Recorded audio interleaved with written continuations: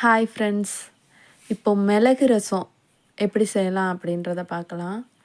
தேவையான அளவு வெள்ளைப்பூடு, 1 ஸ்பூன் சீரகம், 1/2 ஸ்பூன் மிளகு, இது எல்லாத்தையும் சேர்த்து நம்ம அரைச்சி எடுத்துக்கலாம். ரொம்ப சாஃப்டாக அரைக்காமல் நார்மலாக அரைச்சி எடுத்துட்டு அதை பவுலில் மாற்றிட்டு, இப்போ அந்த மிக்ஸி ஜாரை கழுவணும்னு இல்லை, அதுலேயே நம்ம ஒரு 2 பெரிய சைஸ் தக்காளி போட்டு 1 பச்சை மிளகாய் போட்டு அரைச்சி எடுத்துக்கலாம். ஒரு பச்சை மிளகாய் எதுக்கு போடுறேன் அப்படின்னா, எங்கள் வீட்டில் குழந்தைங்க இருக்காங்க. என் பையனுக்கு 3 வயசு ஆகுது. அவன் ரசம் உங்கள் வீட்டில் என்ன சாப்பாடு அப்படின்னு சொல்லி பக்கத்தில் உள்ளவங்கெல்லாம் கேட்டால், எங்கள் வீட்டில் ரசக்குழம்புன்னு தான் சொல்லுவான். அதனால அவனுக்காகவே ஒரு பச்சை மிளகா தான் போட்டிருக்கேன்.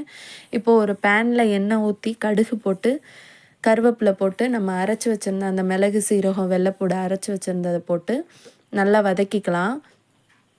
வதக்கிட்டு நம்ம தக்காளி, பச்சை மிளகாய் அரைச்சி வச்சதை போட்டுட்டு, பெருங்காயத்தூள், மஞ்சத்தூள் போட்டு நல்லா வதக்கிக்கலாம். எதுக்கு நல்லா வதக்குறோம் அப்படின்னா, நம்ம ரசத்தை கொதிக்க விட போகிறதில்ல.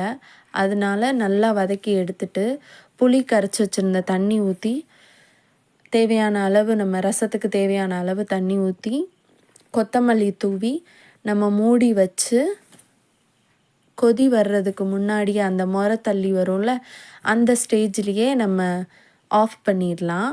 ஆஃப் பண்ணிட்டோம் அப்படின்னா நம்மளோட ஹெல்த்தியான டேஸ்டியான ரசம் ரெடி ஆயிடுச்சு.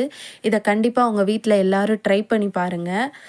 ரொம்ப ஹெல்த்தியான ரசம், டேஸ்ட்டாகவும் இருக்கும். இந்த மாதிரி நீங்கள் ட்ரை பண்ணி பாருங்கள்.